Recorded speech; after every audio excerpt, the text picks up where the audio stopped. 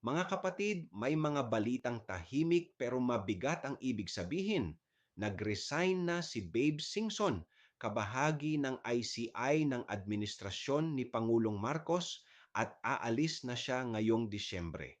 Nauna na ring umalis si Mayor Benji Magalong sa sensitibong papel sa naturang komisyon. Hindi ito simpleng pagbabago ng tao. Kapag may umaalis habang umiinit ang tanong ng bayan, madalas ibig sabihin may paparating na pagsusulit. Sa pananampalataya, malinaw ang paalala. Ang lumalayo ay hindi laging walang kasalanan, pero ang nananatili ay kailangang humarap sa katotohanan. Mga kapatid, sa gitna ng ingay ng politika, bantayan natin hindi lang ang mga salita, kundi ang mga umaalis at ang mga maiiwan na sasagot. Ako si Padre Jesse Galilea, may pusong Pinoy, kasama ninyo sa pananalig at pakikibakang panlipunan.